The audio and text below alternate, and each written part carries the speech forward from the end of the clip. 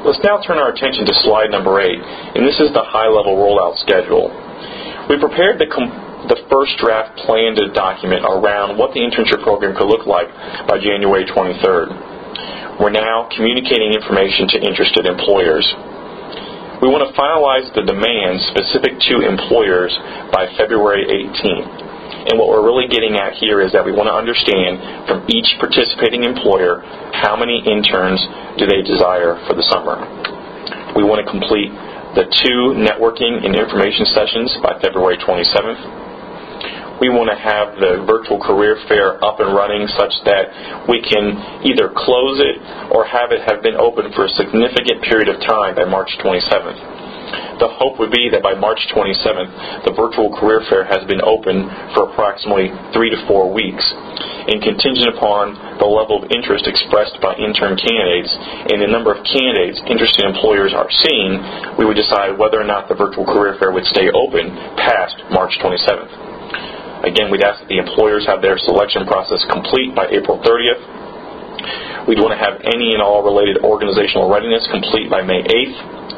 We have the potential for the first hires to begin the week of May 18th. There are significant variants amongst the colleges and universities in this region, and for that matter the state, around when their spring term ends. In some cases, it is early as late April and early May. In others, it is late as the early to mid-June time frame. So in order to accommodate those students getting out of school earlier, we'd want to have the opportunity to start as early as May 18th.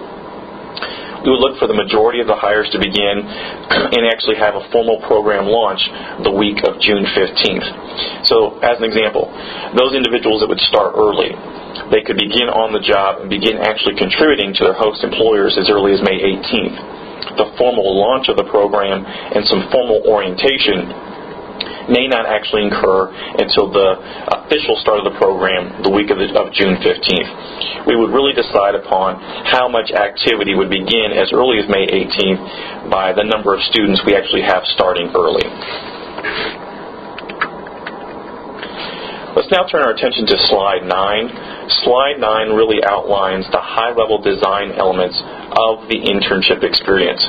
Again, these bullets will really walk through what is it that will comprise the internship program experience from a programmatic standpoint.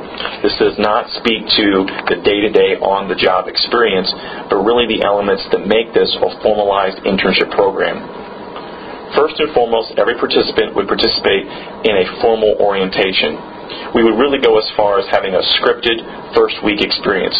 What that means, and again, this is motivated by making this process as easy as possible on the host employer.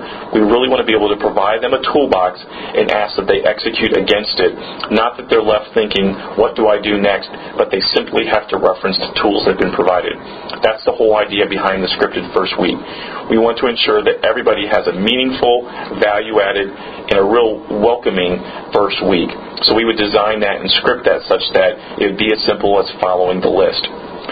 We envision lunch and learn sessions happening over the course of the summer with the expectation that we'd have 3 to 6 of these.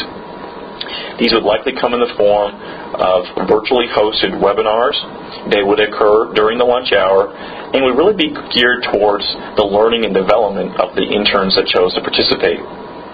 We envision 3 to 6 manager and industry-related panel discussions.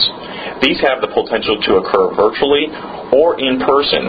If they were to occur in person, they would likely occur in the late afternoon or possibly latter part of the day, not to distract from the workday too terribly much and to really mitigate the amount of time the interns experience away from the workplace. We would have formalized mentoring and coaching.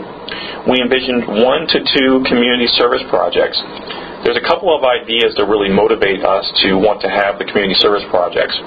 First and foremost, it's a great way to actually get connected to the community. And retention of these young students in this region is a significant motivator.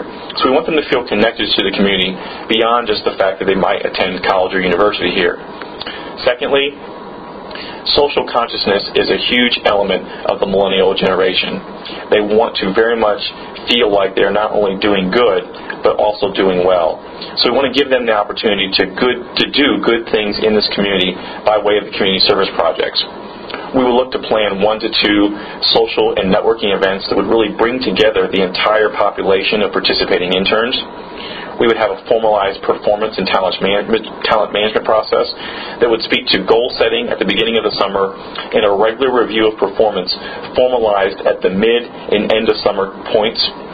There's consideration being given to a certification program. We don't yet know all of the details around this or whether or not it would be pursued, but there is the opportunity in partnership with Ohio University to offer certificates to participants in the program to demonstrate in a formalized capacity what they've gained or learned over the course of the summer in topics that might include things like supervisory skills, project management, etc. In addition, we have the possibility of an outdoor experiential learning event. The execution of this event will really be contingent upon a couple of things: the size of the overall program as far as intern participants and whether or not the additional funding required to do so can be secured. Finally, we would look to have an end-of-summer review process. This end-of-summer review process would include a couple of things. It would include a formalized performance review of the intern, so that they leave the summer experience understanding clearly where they excelled and where they have opportunities to get better as it relates to their performance.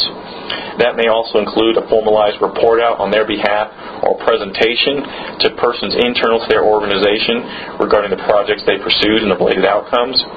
This would also include the opportunity to have the intern review their experiences, to review the experiences they had with their particular employer, to review the experiences they had as a part of the larger program, and even to provide feedback on the individuals they worked most closely with, more than likely their supervisor and mentor, such that both the supervisor and mentor and their summer experience with knowledge around where they have opportunities to be better from the perspective of their intern that they oversaw for the summer.